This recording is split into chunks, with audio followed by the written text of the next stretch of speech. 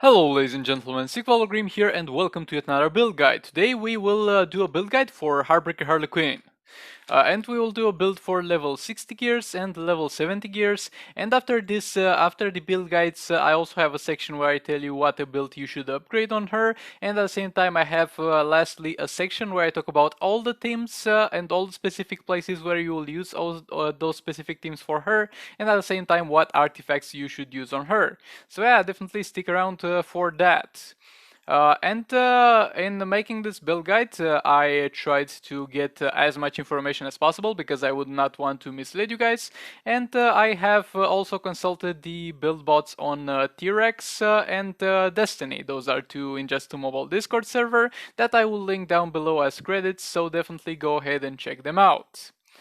So yeah, with all that being said, like, comment, subscribe if you enjoyed the video, dislike it if you dislike it, and let's get into it. So the footage that you'll see in this video will be provided by Lorddrakon, and as you can see only for what's showing on the screen, he most likely holds the world record of damage dealt on Gorilla Grodd, and the world record for damage dealt on Captain Cold. So yeah, let's make a bet about this. Try to guess how many subscribers this man has. If he has less subscribers than you have guessed, then you go ahead and subscribe to him. And he's got 23 subscribers. With such quality content, only 22 subscribers. Well, we need to change that. Link to his channel will be in the description. Links to his channel will be in the pinned comment. Go ahead, see what videos he has, and if you enjoyed them, definitely hit that subscribe button and support the content creators that help me make the videos. So with all that being said, let's get into the build guides.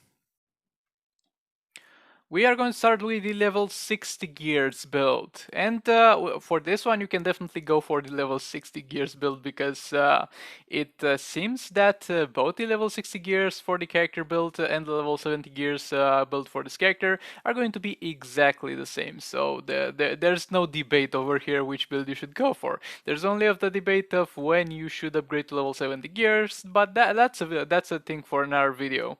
I'm going to over here just provide you with a build. And yet again, the build will be calculated for maxed out stats. What do I mean by maxed out stats? Epic talents, high rolls on gears, level 60 or level 70 gears depending on the build, 6-star character, level 70 character.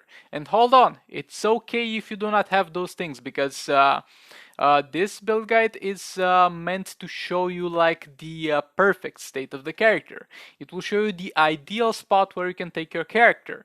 It will be a long process and you will eventually get there, but the main important thing to get from this is that you don't have to rush towards it, and if you are not able to get straight to it, you can definitely still follow the build guide, and most of the people that are watching this will most likely not do the build straight away, and it will be gradual progress, and don't worry about that because it's okay. So getting into the first build. A few things that we should understand first about Heartbreaker Harley Quinn. She's reliant on basic attacks, so because she's reliant on basic attacks, she will need fast attack chance, and because she's a damage dealer, as most damage dealers will need critical attack chance and critical attack damage. And at the same time, through trial and error, it has been determined by the community that no matter how little or high armor the enemy has, she will perform better with armor-piercing talents. So, taking into consideration all those facts, the level 60 gears will look like the following. 4 armor pierce talents, 2 critical attack chance talents, 1 critical attack chance gear roll, 4 fast attack gear rolls, 4 critical attack damage gear rolls, and 6 attack gear rolls. And if you are going to get this build maxed out, and by maxed out I mean yet again all gears at level 60, high rolls, epic talents, maxed out character, all that good stuff, you are going to end up with the following stats. 4,541 attack, 24,896 health, 75% critical attack chance, 290% critical attack damage, 75% fast attack chance, 98% armor pierce chance on basic attacks, and 21% defense. About health and defense, you do not need to worry because she will never get damaged pretty much in the most ideal scenario, and at the end of the day, as we will see later in the team section, she will be teamed up with Arkham Knight Batman, and by default Arkham Knight Batman will get her to max defense because she's an agility character and she benefits from the passive, and will also give her a bunch of health. Now moving on to the level 70 gears build. The level 70 gears build will yet again contain 4 armor piercing talents, 2 critical attack chance talents, 4 fast attack gear rolls, 4 critical attack damage gear rolls, 1 critical attack chance gear roll, 6 attack gear rolls, and if maxed out, yet again high rolls, epic talents, all that good stuff, maxed out characters, and over here level 70 gears, you'll end up with the following stats. 4,831 attack, 26,896 health, 24% defense, 75% critical attack chance, 380% critical attack damage, 75% fast attack chance. So yeah, this was it for the build section. And over here, it does not matter for which build you go because they are basically the same, both for level 60 gears and level 70 gears. And the question is when you will feel ready to take her to level 70 gears. And a quick tip, I'll make in the future a video in depth about this, but a quick tip about this. You need six teams in soul rates above normal and heroic. So you should take one character to level 70 gears only when you got 6 teams to level 60 gears, or at least 6 damage dealers. So yeah, with all that being said, let's briefly talk about the abilities in this section, and then we'll move on to teams and artifact setup. In terms of abilities, you got 2 options. First of all, you can max absolutely no ability, because she does not need to use abilities. All her damage will come from her basic attacks. But if you want to max out abilities, and there will be a team comp where she needs to have her special 2 maxed out, you'll need to max her special 2 because of the stun that it provides. And you'll need to max the special 3 because of the fact that it's armor piercing, it's dot damage, it's pretty good. But start off by maxing special 2 because you might need it in soul rates. So yeah, with all that being said, let's get into the team comps and artifact setup. Okay, so over here we'll take a look at each fight where this character is able to hit. We'll talk a little bit about it, and we'll talk about the team setup and the artifact setup in each place. First of all, the most common place where she is used, it's against Batman and Jaguar Lagrot. You are going to team her up with Arcanite Batman and Entangling Poison Ivy. And you will put the All Blades on her. Arcanite Batman will provide a stun against Batman Jaguar Lagrot, because even if the bosses are immune to stun, Arcanite Batman will be able to have a chance to stun them. It's a 50% chance. And then you tag her in because she will deal additional damage to the stun targets. And at the same time, Entangling Poison Ivy will make her deal dot damage on her basic attack, so that's also a must-have. Batman Jaguar Lagrot is going to be more or less the most optimal place for her to hit.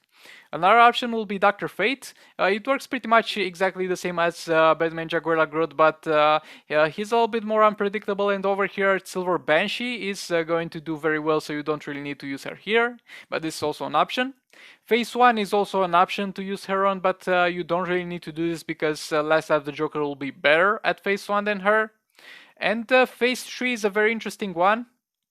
And yeah, Batman Jaguar, the same team, the exact same team for everything in normal rates. But in Phase 3, it will be a very interesting strategy because you will use the same team, but you will need to have Mega Rod on Arkham Knight Batman.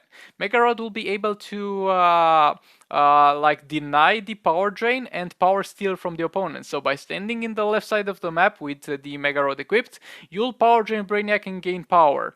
And you will be able to use this team in Phase 3 pretty much exactly the same way, but standing in the left corner.